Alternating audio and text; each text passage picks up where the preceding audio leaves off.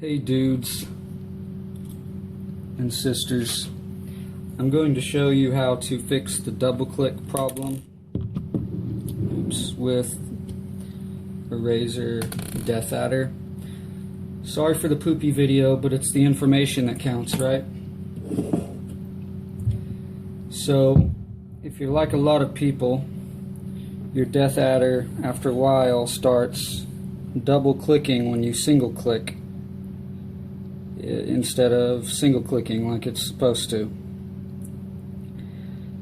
If you bought it less than 2 years ago, go ahead and RMA it and get a brand new one from Razer free of charge. But if not, if it's older than that, this I think will fix it. It did fix mine. I can't guarantee that it's permanent, but mine was doing it all the time. I did this and now it's not doing it at all. So what you want to do, first you want to take off these top 2 feet. As you can see, I've already done that. Word to the wise, use something very thin and go very deep when you remove it, because you don't want to tear it and leave a bunch of glue residue. So work it in there all the way to the plastic and then gently peel it off once you have the whole thing started. They'll go back on fine and it won't lose the adhesion so long as you remove them properly. And then there's 2 screws in there. Use a small Phillips like this to remove them. And then right here there's another screw. You actually can't see it at first because the sticker is over it. So just move your finger around, find where it is, and then use some sort of utensil to just stab it, and it'll open it right up, and then you can unscrew it. At which point the top part just pulls right off. I'm gonna have to do this off camera.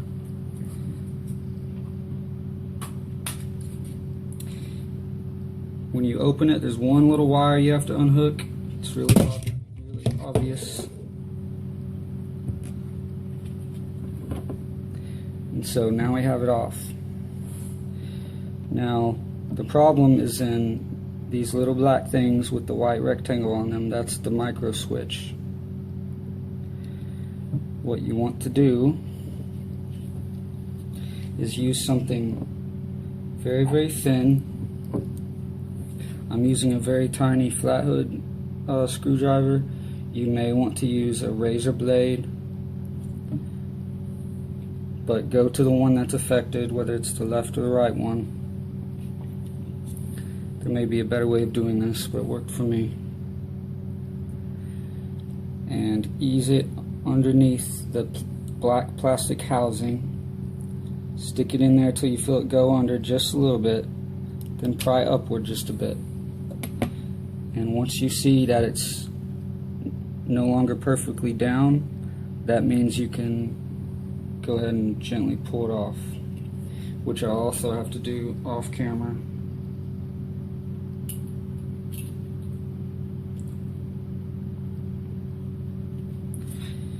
Be careful when you do that, because as what happened to me just now, this little white thing can easily come out. If that happens, what you'll have to do is use tweezers, and you put it back in the bottom, the open part. You don't slide it in the top. But if you're more careful than I was, then it'll stay in there. But you put the skinnier part of it in first, in the bottom, and it'll plug in there. It's no big deal. I just screwed up. Once you've done that, you'll see there's like a copper coil thing right there.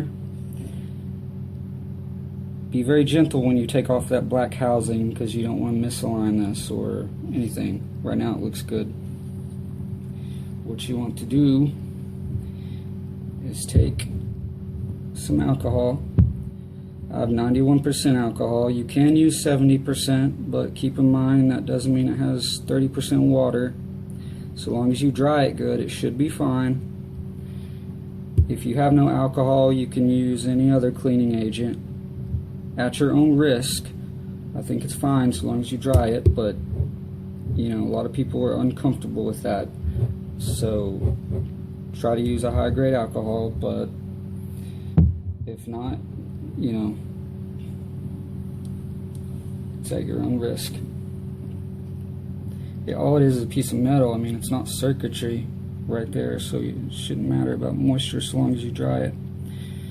But you want to dab something like a Q-tip in that alcohol.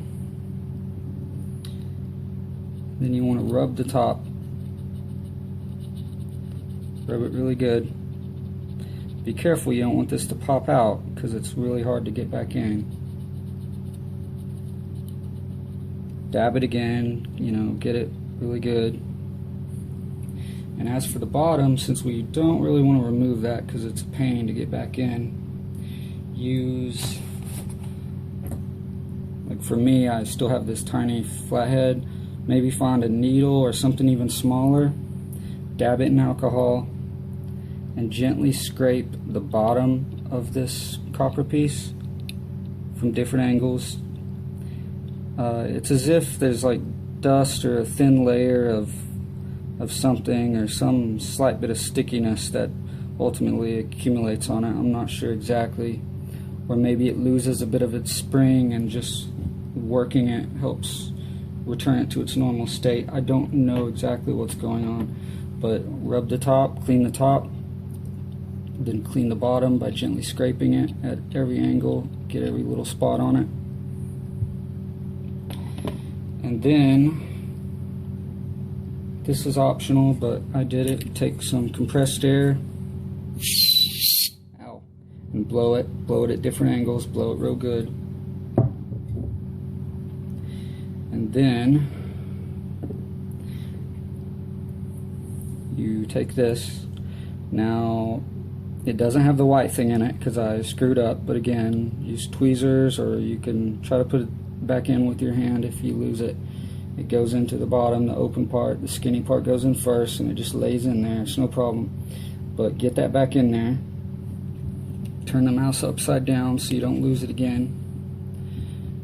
Be careful, make sure you line it properly because you don't want to screw up the coil. And just click it back into place. And mine, I'll have to separately put that thing back in. You have to do it before you place this back. But then you plug this little wire back to where it was.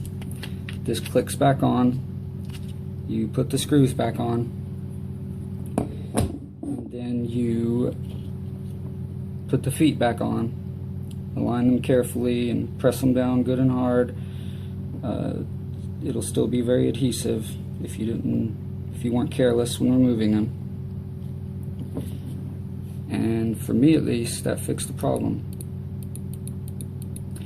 Oh, while you're at it, you may as well, the little black thing, you may as well clean it too. Clean the top of the white thing, the little clicker, turn it around, and also swab the bottom of it.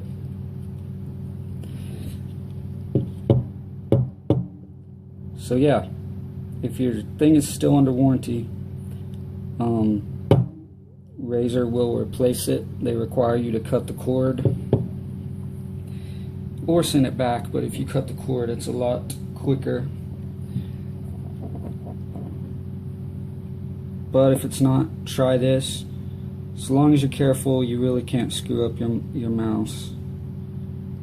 And let me know if this works, because thousands of people have this problem, and if this method works, then awesome. It definitely worked for me. Good luck.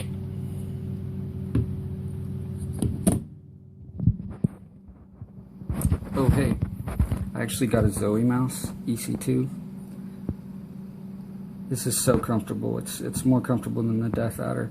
I recommend you check it out, the EC2 and the EC1. Anyways,